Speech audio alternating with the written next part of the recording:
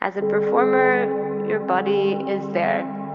Hi, I'm Mad Kate, and you're listening to Sweat, Sexuality, Work, Extraction, Art, Theatrics. Sweat is a series of conversations about performance and performativity of the sexual and sexualized body at work, where work is broadly defined as the labor of survival, the labor of care, creativity, and capital A art. How exactly do we define our work? And how does that work entangle and circumscribe our sexual identities, our creative lives, and the way in which we provide care? How do we perform tasks, acts of care, and identities? Anchored in our always already racialized and sexualized bodies, our complex intersectionalities, these conversations are a means of relating through work to each other. I hope they contribute to dialogues which normalize sex work as work, and all work is deserving of respect, healthy conditions, and a living wage. I found so fascinating the beauty of her body, the nakedness, and just to see the flesh, the skin, the wrinkles, telling a story about someone's life in such a direct, honest way. This month, although we're traveling and we're on the road, I had the very special honor of speaking to performance artist ReveRso. Out of the darkness emerged ReveRso, the creation myth of a megalomaniac marred on his own venom, a fetishistic cannibal-of-self bound in love, loss, seduction, salvation, madness, prophecy, and pain. Currently based in Berlin, ReveRso has massacred crowds on stages and in alleyways, from Europe to America and back again. I've been kind of more clear about my position when it comes to seeing myself and seeing the pass of time through my skin, to the first layer of what we see in the mirror. All those changes that are happening and they're amplifying in a sense. So that's what I'm saying. The body is just it's a frantic pace towards death. ReveRso's tour de force of delirium sites: Berlin, Amsterdam, Moscow, Istanbul, Antwerp, Paris, Barcelona, Genève, Madrid, Copenhagen, Warsaw, Frankfurt, San Francisco, Los Angeles, New York, Cologne, London, Lugano as some of his holy grounds. ReveRso also serves as the high priest of the legendary SupperClub as a long-term resident performer, desecrating its white walls with his carnal pleasures. Live like a suicide, ReveRso is the teenage harlot strangled by the Mad Hatter, lips suckled in blood, a ghostly white pallor. A junky, he must devour the public to feel the light, his rite of purification through the shadows, to repent to the name of no other but He ReveRso. Talk about sweat. We love sweat. We love sweat. We love sweat. She we loves are sweat. We are sweat. She is. Look at her. House of Exet. My favorite designer, Juan Chemier. You look amazing. Who made your mask, actually, love? The mask was a collaboration with my dear friend Naji Jani. This is one of the babies that he has created for me. This was a mistake that we transformed into a very special entity. He has this incredible creative eye. He understands ReveRso, which is very important to me. So I feel that this is our baby from both of our perspectives as artists, which is really fundamental when I think we're collaborating with someone. Yeah. And then the list is enormous because I have 12, I don't know how many girls I have, but yeah. Every time he's in town, I'm like, can I have a few more, please? And yeah, so the whole process was incredible. It was divine. And then we were able also to work together. You're speaking of glitters of darkness and eclipses. Yeah, I was going to ask you about it later, but tell me, because we just put out a track together that came from that piece. Yes. That was incredible because of my development with all the masks, because I gave stories and performances to all of the girls, as I call them, all the ReveRso different girls. Who are the ReveRso girls? What do you mean when you say that? Well, I think it's just I always consider myself, the more I got to understand who I was as an artist, that I am plagued by different identities living and thriving inside of me. And so I call them my girls, the ReveRso, different personas. And which, by the way, they don't really reflect just the particular gender, but the girls always feel like so familiar to me. So they're girls inside of you. They're identities of you, faces of you. Yes. And I think they're always popping up. And the actual collaboration with Naji also brought that even more intensely to recognize, oh, let's do this one, let's create that one. And it was about like how we could alter the face so the mask will be reflecting a different side and more like the extreme of beauty, seen from a more freaky side. Without being freaky, just more like understanding how much we can push that idea of something that is alluring, but to us or to me, in a sense of what the aesthetics of ReveRso, and that could be quite repugnant to someone else as the spectator. But there's still some sort of like link to that you feel attracted to that thing. And so, all the girls that I have been working on developing with Naji, it was just like an organic thing. It just happened that it just really kind of came like rivers. We connected with this other artist, Isabel, incredible woman. And my exploration about death and decrepitude and the body aging and what transforms, the transformations that happen, that take place in this aging process was very interesting to me because I'm going through that right now. And also Isabel is much older than, well, not much older, but she's older than us. And I found so fascinating the beauty of her body, the nakedness, and just to see the flesh, the skin, and the wrinkles, telling a story about someone's life in such a direct, honest way. I've also been working with creating like this sort of artificial doll character. So I've been working with silicone bodies to transform my body into a female body, but just to explore the redundancies of that sexual thing, the objectification of that section, but as a very empowered way of presenting it. So I told Najib, how about maybe you can create bodies for us? He has never done that process, so it was very interesting for him to also like say, okay, I'm going to challenge myself, because he's merely known for like creating these beautiful pieces of mask and headpieces, and just to dive into this new territory of like sculpting a body from our bodies, and then make it his own way.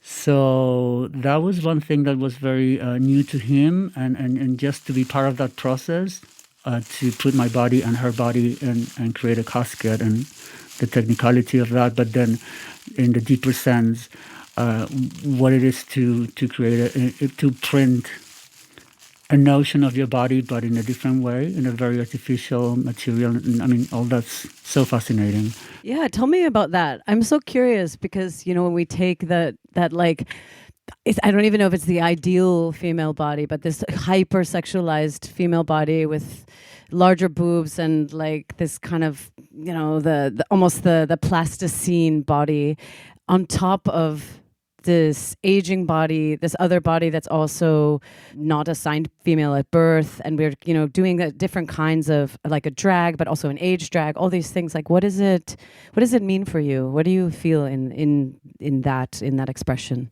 Well, I feel that it provides a sense of wholesomeness, understanding what a body is, starting from my own perspective of what my body is and how my body has been changing.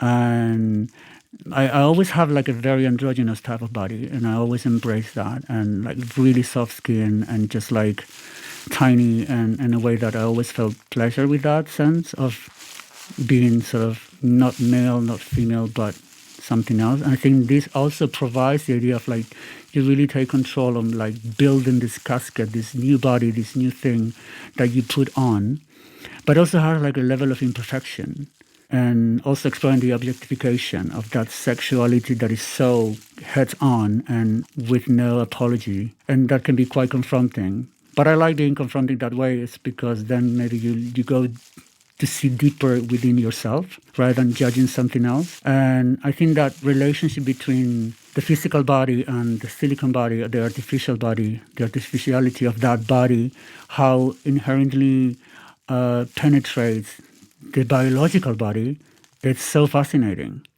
And it also makes me become someone else, to assume this almost like sex doll, domina, super powerful creature that is like, do not come. I'm like, I find it so alluring and beautiful and just full desire, in a sense. There's this idea of like the desire of that, and what the reactions are of somebody who's seeing the performance, and what happened with Glitters of Darkness, because we go through this whole process of presenting the body and that we are covering layers, right?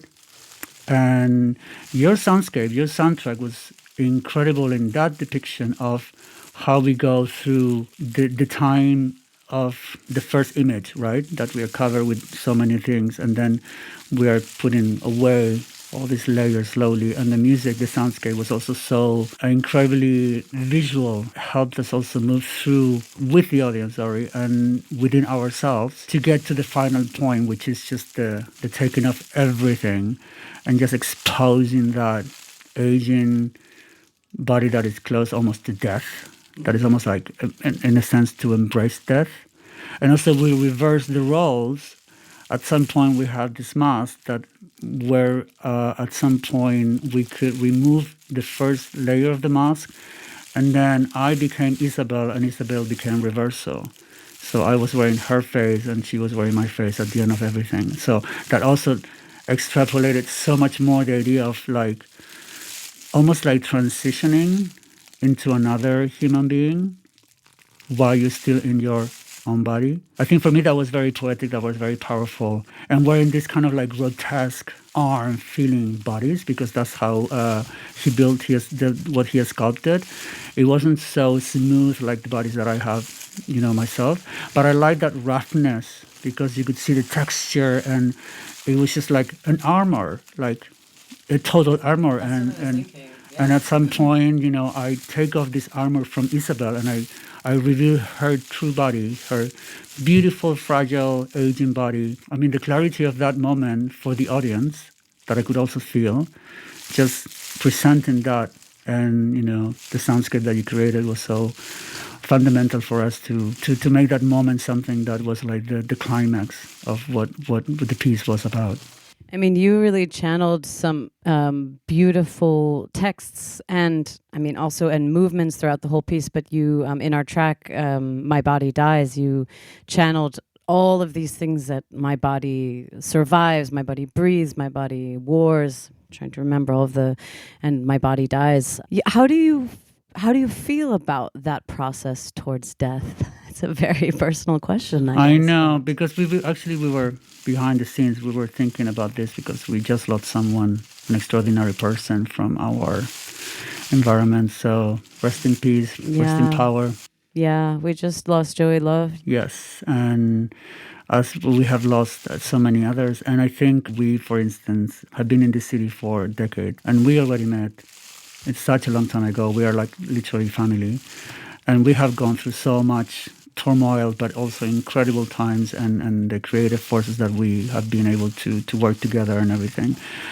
And that's also passing time. Yeah. It's literally time is passing, it's ticking like tuck, tuck, tuck. And after a certain age, I think personally, I've been kind of like more clear about my position when it comes to like seeing myself and seeing the pass of time through my skin, through the first layer of what we see in the mirror, and all those changes that are happening, and they're kind of like they're amplifying in a sense. So that's what I'm saying. The body is just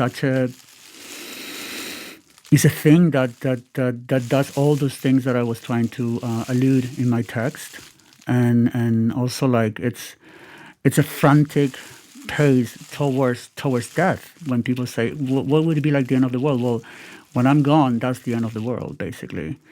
So it's not this apocalyptic, whatever it is. It's just when we end, that's the end of the world, to us. So we just move on somewhere else. I guess that's another conversation. But in the physical terms, it's definitely I think that I was thinking of this, the joy, the agony, the uncertainty, the pain, the fear, then I gotta do more. Like I'm motivated, but also like there's also moments that you're like, and I see it with my work that I have always been attracted to themes that are like the darker themes, because I see a beauty in that, and all the challenges that we have gone through, certain experiences, and how that transforms us. And I think this is the ultimate transformation.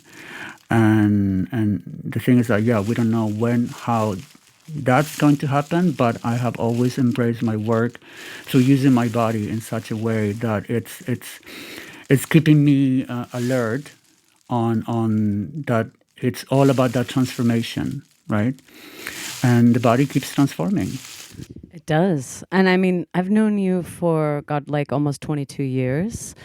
And I know that I met you when you were still living in Netherlands. But I also know that you had a long journey even to get to the Netherlands. You grew up in Chile.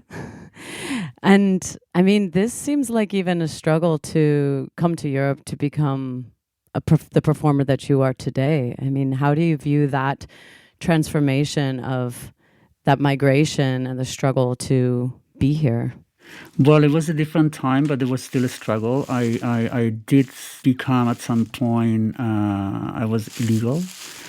And that was quite heavy. And we're talking about early 2000s. It was a very different political sense, not as we see right now, that right now it's just so painful to hear, and then to even consider yourself like without the legal certainty. Back then, I still felt like that it was... I was just like, probably, you're young. I said, okay, I'm going to Europe. Fuck it. It's done. I love it here. Finally, I'm here. You know what? I'm staying. And then I just stayed and was like, whatever, it's fine. And, we hustle because that's what we are. Also, we keep hustling and keeping things. And I think I started again to see myself, because I had this long period of time that I didn't do my work as an artist. I kind of like shut down because it was like, I need to survive. Survival mode, illegal in Europe, doing whatever it took to just, get from day to day, a roof on your head. And so I kind of shut down this idea because it was like, I'm not going to make any money. Nobody knows me here. So it's like, it's impossible. So hustle. But then things always bring you to the people and the situations. And I think that's how I sort of like bumped into here when I came to Berlin for the first time. And I met Team Plastic before in Amsterdam. Oh yeah, Team Plastic, icons. Then they invited us to that party at the old... what's that club that doesn't exist anymore? Golden Gate. Yeah, the old Golden Gates, yeah. And then who was there? Because I was DJing at the time, so she did everything. Let's just say that she was doing like DJ, cleaning, whatever, flyers, like bar, whatever. Everything was like a thing. Yeah. And then they invited us, because I met them in Amsterdam, and incredible people. This is the electro era kids, the electro crash era. Electro Clash, full on. We were all like obsessed. And then who was there at the party? Mad Kate and Anita Drink. Probably not even Anita Drink, just one as a DJ. And then I came to DJ with my other friend, and then Michelle, which is another little angel. And that party was epic. I mean, wow. And I was already kind of like done with Amsterdam. And I was like, I was very fortunate to... basically to have a group of humans that helped me through my status, my legal status. And then there was a chance, and I became Dutch, and a Dutch national. And when that happened, I knew that I didn't want to live in Amsterdam anymore, because I've done everything, and it just felt a very small city to me. And when I discovered Berlin back then, I was like, this is it. And then circumstances happened, and I ended up here in 2007. I mean, you're such a provocative character, I think people understand you as provocative, and that you provoke a kind of a grotesque beauty. That's how I interpret. Somehow there's something very, as you described before, like you're drawn to it and also maybe scared or unsure. How do you feel like people read you and understand you when you're on stage? I think it has to be said that the way that people read someone like us, for instance, on stage is how they read themselves. So I'm thinking, okay, how are you projecting something that I kind of maybe poked without even wanting to go there, but then it created such a reaction that is more maybe just the projection, and I'm just being a mirror, because I always like to be like a pure mirror of something. It's never about wanting to be a provocateur. It's not about that. I don't think we are that kind of artists. We are just like doing what feels right in our heart, because this is definitely a passion. It's a passion of yours, a passion of mine. I can tell when somebody's really passionate, and it's our calling. And people call it in different ways, but at the end of the day, it's the most important thing is what you think, what you are doing, what you're doing, and we're doing it because it's the only thing that tells us that this is exactly what we are. So I have to give this to the world, give it to myself, so it goes through you. And for instance, I'm never going on stage thinking, oh, are they gonna like it? Oh, are they gonna feel a certain way? I'm just like completely blank. All I know is that I have to give everything I got at that moment. And whatever the reactions are, that's also something that belongs to the people. And if they feel a certain way, it's also have to do with their own triggers and taking accountability of their own things. And because the most important thing for me is that I'm 300% on that stage, giving everything I got. And I feel the passion. So I have already gone through my own process. By creating a piece, it's like giving birth to something. So you already have experienced everything that has to be experienced through a piece before you're on stage. Do you feel like you think about what you want to say, or are you... Yeah, how is the creation coming through you, moving through you? How are you channeling it? What's the impetus or the little spark? I think the spark always has to do with, again, being super genuine to who you are and the things that are happening at the moment, at a certain moment in your life. So it's drawn through experiences and also some sort of inspiration, some sort of magical things that could, a piece of music can insinuate something in your head, and then it transfers into a movement, and that movement takes you into a certain texture, a costume, and then it becomes a characterization of something, right? So again, touching on the subject of the body, of the aging, of death, of transformation, I think those are the most the important topics that kind of plague my creative juices, that I feel that boils my blood, and keeping my eyes open in a sense, because it's also sometimes what you see, but it's not there, so obviously to be seen, and then you discover that sort of. So in the end, what we also do is like rituals. Yeah, I was gonna say, when I watch you, it feels like I'm watching a ritual. Yeah, it's a ritual, I think, and liberating yourself, creating a liberation of all these walls and layers and things, which are beautiful in a sense, because in the end, that's what makes a person deep, because it's like so many stages and layers and things what make a person and an artist, and we utilize all those elements and elements that create a sort of an awakening, and that's what a ritual is. It's a repetition of things. It's sometimes not go through something too explosive, but I mean, I always liked to take time in certain things with my pieces. And I think that's already a kind of a signature of what ReveRso is. But I like to take time. I don't want to rush things, because I think it's important. If you're gonna it's like putting attention into something. If you really want to discover something, then you have to do it properly, in a sense of let that sink in and reveal itself. It's also dependent on what I'm doing. Again, my work is kind of like spread out. I can't just do the one type of thing, but what really, really relates to everything that I do is that level of transformation. I want to ask you two things. First, I want to say it's really special to be still working in nightlife, still gigging, still doing performances in that nightlife context, which is not generally funded by the arts, like the art scene. I mean, yes, of course, you've been in theater and you've been in pieces that are funded, but for the most part, we are part of a nightlife scene that is funded by tickets and people that go. And that is a really hardcore scene, because sometimes you're on stage at like 2 a.m, and you are in your 50s, may I say? Who said that? I'm suing. Which is amazing. Just a number.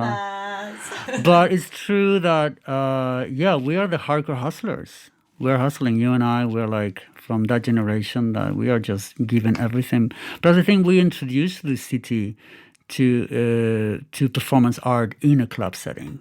Nothing was doing that. I remember. I mean, when I saw you, I was like mesmerized by how powerful your pieces were in a club where people, But also there was a different time, because there was not so many drug using. So people were actually present, and we didn't have the fucking phones all the time.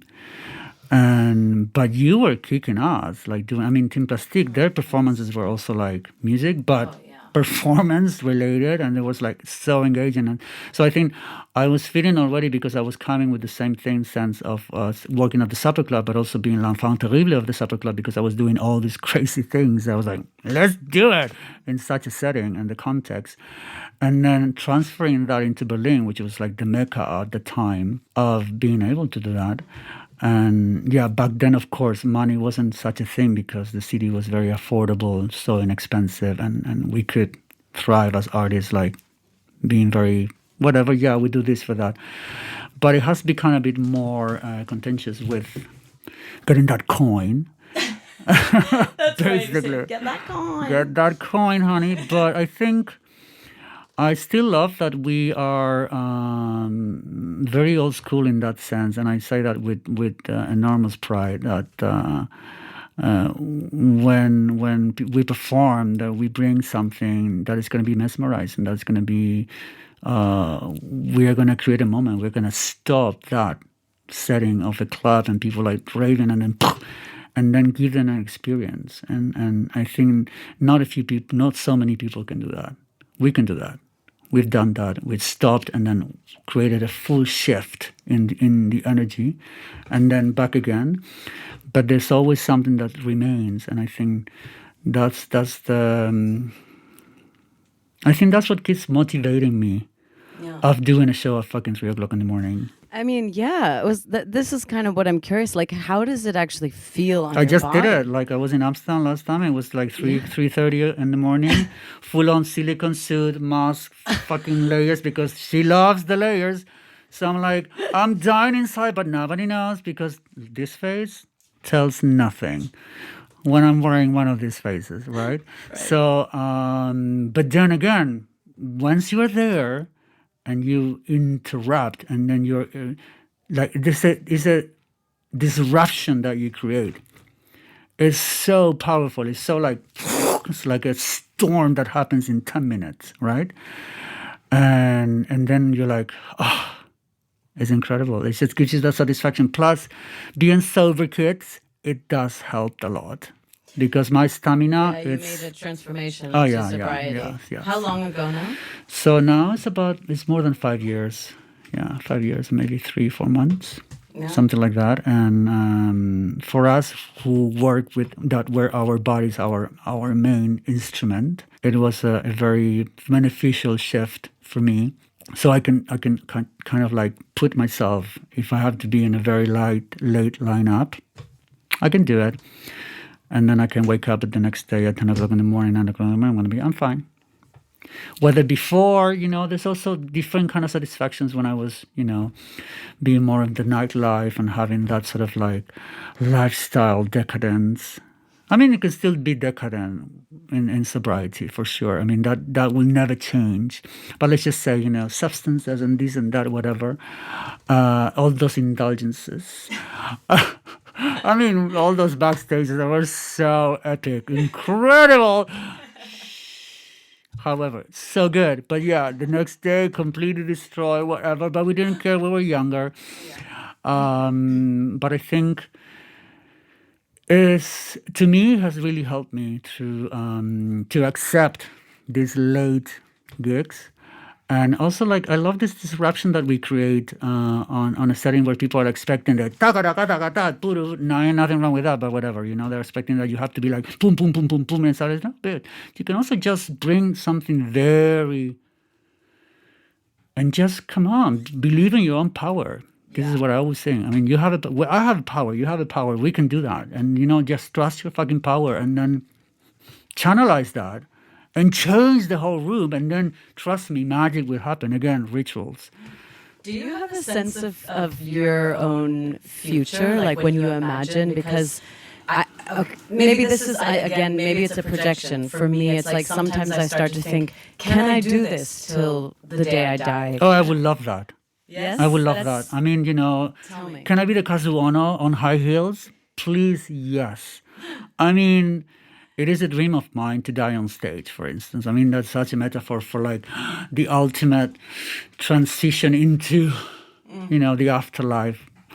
I mean, if you take care of your body, if you take care of yourself, and bring that love, that healing energy every day, which is not easy because we have the polarizing aspects of a human being. We always are here, there, the voices are, and that's a reality for all of us. But if you look after yourself, if you put the work into just caring, and I think why not? Why not? I mean, of course, we can transition into maybe teaching and creating workshops, and but I adore to put my high heels. I love to put heels and just. The feeling of how the body elevates, and then just the way you move and the precision, and like it's something that it's in my DNA. It's a thing that I wouldn't like to give it up. So I'm like, please, knees, please hold it. Yeah. Like so like do your exercises, do your like stretching, and I don't know. I think.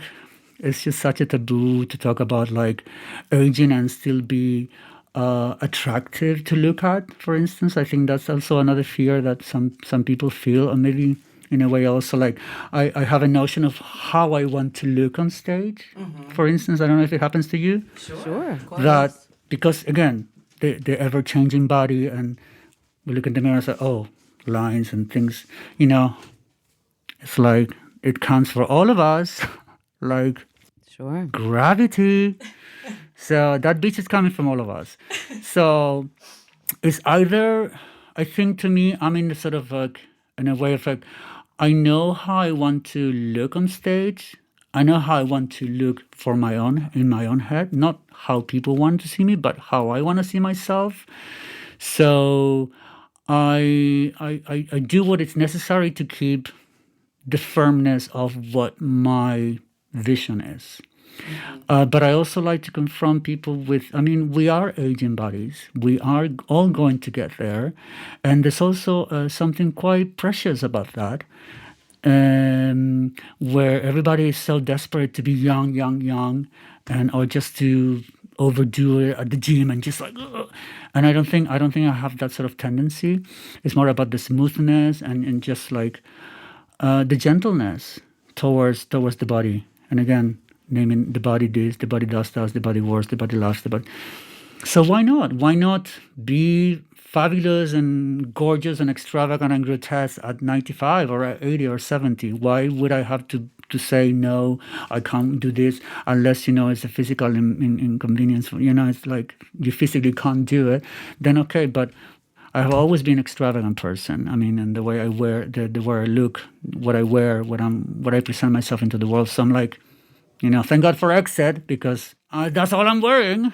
And it reflects my persona, my sort of like little punk revolt. I don't need to conform into, oh, you're a woman of a certain age, so you shouldn't be wearing like a mini skirt, or you're showing too much skin. So what if I am, right? And I think maybe that's problematic for some people, but I'm like, I don't really care, because it's my vision. And I think it's, again, with the art that we do, if we are put into this situation that, oh, you are this, oh, you are that, do they really know us? Do you really know who I am? Do you really know where this is coming from? Say whatever you say, but you don't really know me. What would you say is at the core? ReveRso is a very changing character. You are transitioning. What do you carry with you from your origins, for lack of a better word, or what do you carry with you through all the transitions? Well, I think it's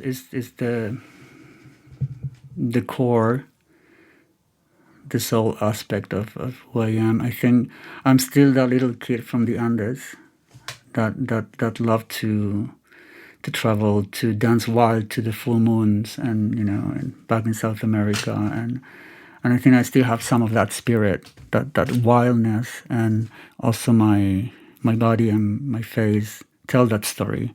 So I think throughout all the transitions, I'm still that little wild thing that has been, privileged to have seen and to have traveled in a world that was so beautiful, to discover wonderful landscapes, wonderful memories of sunrise, sunsets in incredible places that probably don't exist anymore. You're not allowed to go and see anymore, but I have those memories, and I think that's the core of what ReveRso somehow was. And I still remember when I was 15 years old, I was living in Santiago, and I was already mixing up with a much older crowd, and they were like sort of like artsy and musicians and painters and sculptors and writers. And I remember we were on a street we were going to an exhibition at the Goethe Institute of all places. Because it was the way that back then, in the late 80s, that's how you would drink for free, to go to all these openings of this sort of like, oh, the Goethe Institute is having so we would all go there to have the fucking wine or whatever they were saying for free, and just make it. So that was the thing. And I remember waiting outside, and this photographer, Leo Vidal, who is not with us anymore, so rest in power, my dear Leo, he told me, and I remember this so clearly in my head, he said, the way you dance, there is something there. Like, because I always had this thing of like expressing myself through movement dance. I always had that. I was a kid, from the new wave scene and, the whole thing.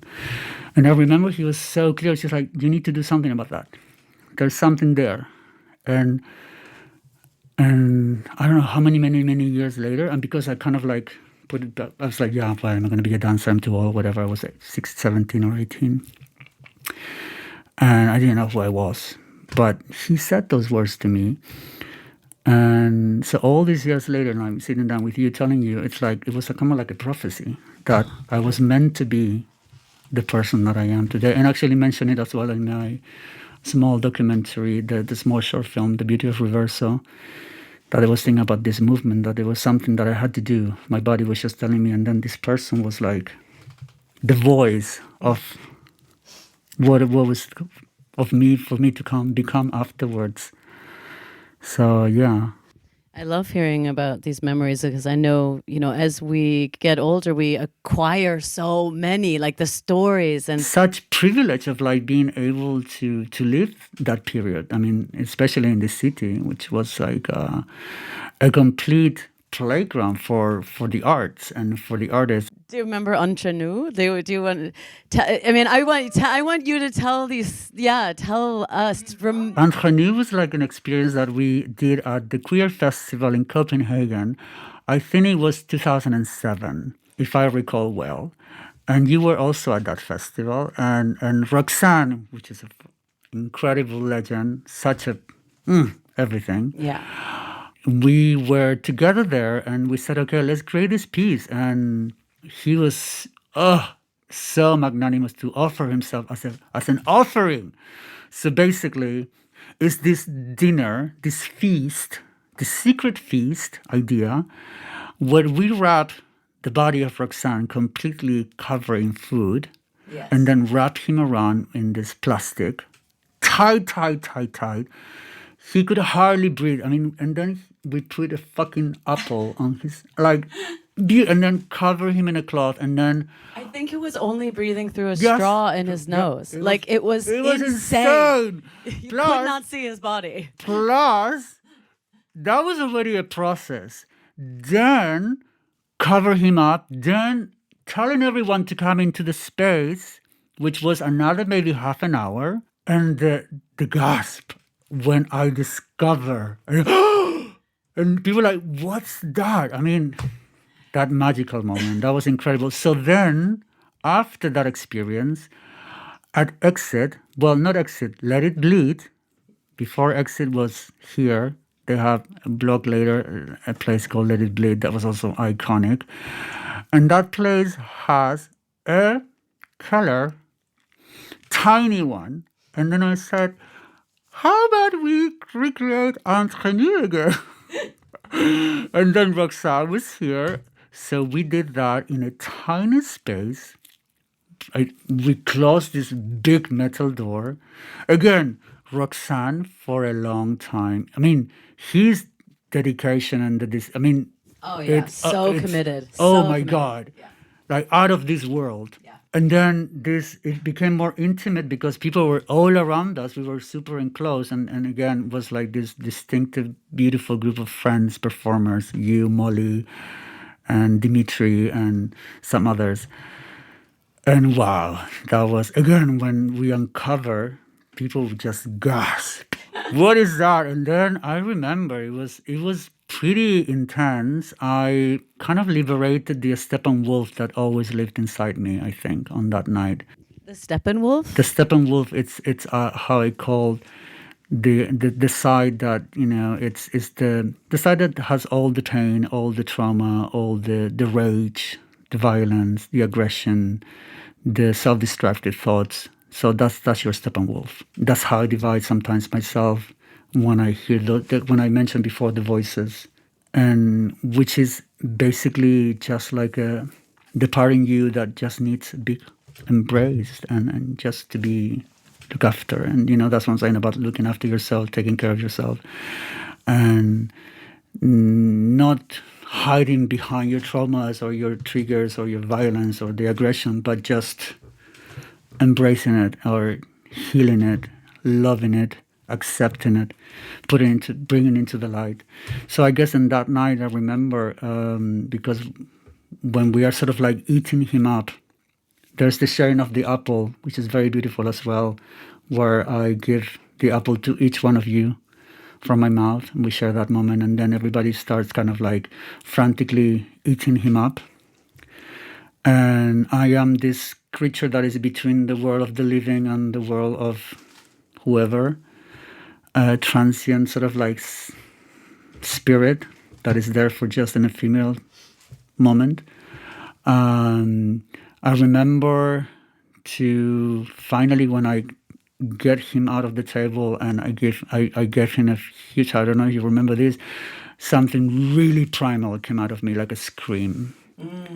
Like, I remember this it still resonates in and I think that was a Steppenwolf kind of like being embraced by someone else. So I think that piece will live throughout so many much more decades. But again, it's a memory that we cannot erase. That is Totally. like it happened yesterday. Like we just had it last night or something. And through there, we met Valérie René, Femme Facade. And yeah, I mean, just so many stories that have truly built this community of such unique family members. Yeah, because it's a kind of care through all of the. I mean, to step back, like this season, the 5th season of this show, is really trying to think about care and the way that we actually provide care to each other. And I think one of those ways that we've done it is this backstage spaces, this sharing these very intimate moments with very, I wouldn't just say chaotic people. It's not so much that, like, some of us are, but like people who have seen a lot of queer people who have seen a lot of trauma because of their queerness, being rejected by their families maybe, or by their communities, people who have received racism on their bodies as performers or in the streets, different kinds of discrimination throughout their, or, being neurodivergent, just thinking differently and not fitting in for many different reasons. So, yeah, I don't know how you perceive that acts of care amongst us. The source of everything, of that care has to come from within yourself, understanding what is it that you care about, how you take care of you. That's how this is going to empathetically unite you with the other. Because let's not forget, we have all gone through major rejections and traumas and abuse and feeling that we don't belong. And that's the aspect that has put us with the people that are now our chosen family. That's the link. That's important to see. So by taking care of you in that very clear way, there's a connection that will develop strongly with others. So you are able to see what the other needs, because you can see clearly what you need. And yeah, I mean, those spaces are plagued by that. I mean, we're all creatures that have dealt with all sorts of things. I mean, I have been, the color of my skin, my sexual orientation, where I'm from, third world country, Indio, indigenous, this, that. I heard it all, too skinny, too that, too small, all the things. That's what I'm saying, that it's important to allow yourself to understand that the acceptance that you give yourself will shut down all those prejudices and all that aggression and that violence that comes to you. Maybe that's why transformation is such an important, fundamental thing of my work, because it allows me to get me to transcend all that pain. And actually, that pain is a fuel and then you can create something incredible, right? What do you think are some of the most transformational moments of your life? Well, I think that traveling at a young age, that was, I think, one of the things that started my personal voyage of trying to understand who I was, in terms of the freedom of just like walking and say, I'm gonna hitchhike. And then you end up like 2,000 kilometers away, and you're like, oh, life's still given. I don't have any money. People feeding you, people giving you. But of course, it was a different time, all right. And then also the understanding when I was able to get out of Chile and travel to different countries, see different cultures, different ways of living, idiosyncratically, a complete different system of things, how people interact. And you see, people are people everywhere. That was one of the things, like, oh, because I have a notion like, how would it be to be, Sure. And then you're there and it's like, oh, people still need to shit. People still need to eat. Like this really kind of like primal, kind of like, oh, okay. And then it's like, oh, that gave me a sense of, so then it was about like, oh, well, then how about the landscapes? Oh yeah, this changes. And then the experiences of like being in places that were built by civilizations that were like 4,000 years old, and like, and you're taking acid there, like whatever. And I think that was one of the first unconscious transformations, I think, because I was just like, I still didn't know so much who I was. I was just trying to find out myself. That's why I didn't go to university, because I'm too young to decide who I want to go. So I was like, what do? I travel.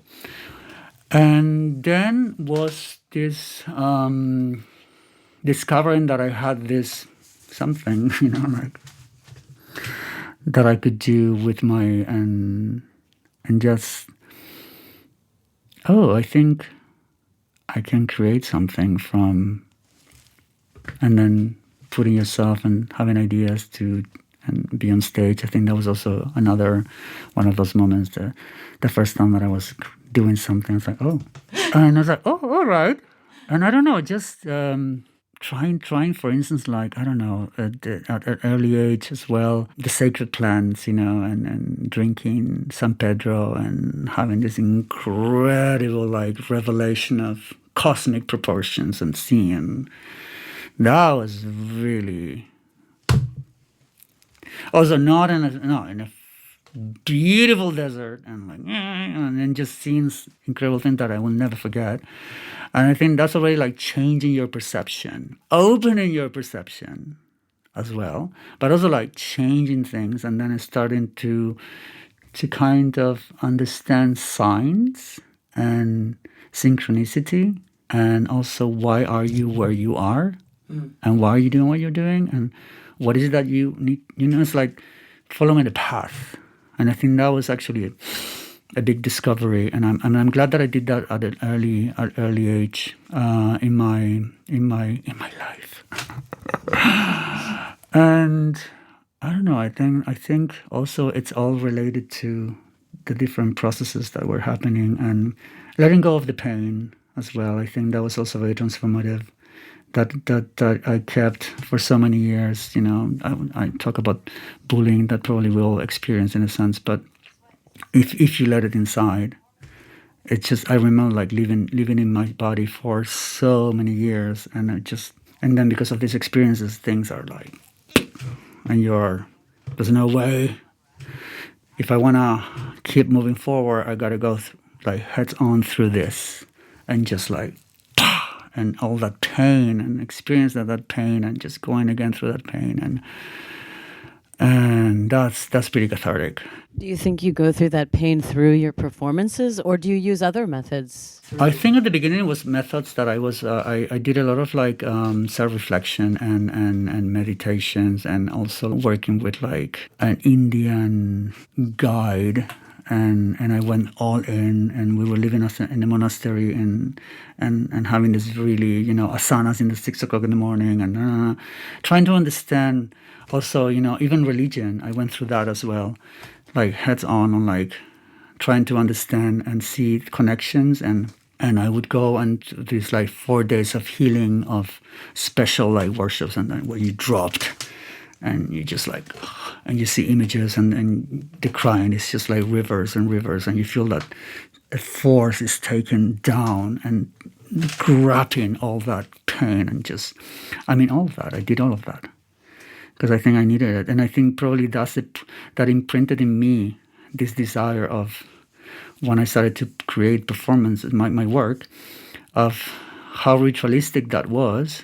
And so I think that's why I need to go through something. In everything that I do as my piece is you go through something, and then probably that really stayed there.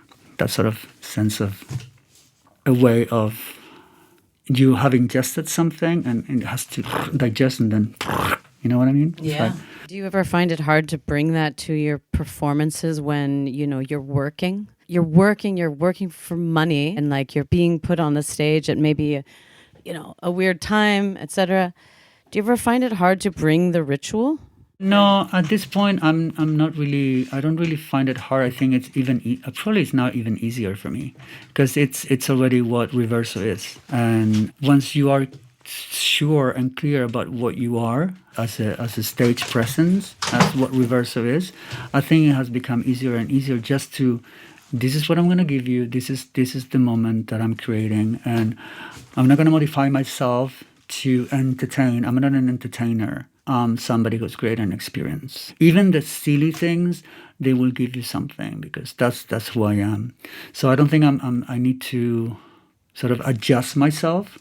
It's more about like the rituals are lighter, darker, deeper, depending on where we are performing, for instance. But I think also found quite illuminating to do, and quite strong to do performances that have a sense of that something that you want to linger on the room, when they're like playing fucked up techno, boom, boom, boom, boom, and people are in drugs, and then suddenly you go, and you bring a sound that is like, like a soundscape, and surprise, and just, again, you gotta trust yourself 300%. You just, it's the passion that makes the performance a ritual that people are going to. Absolutely.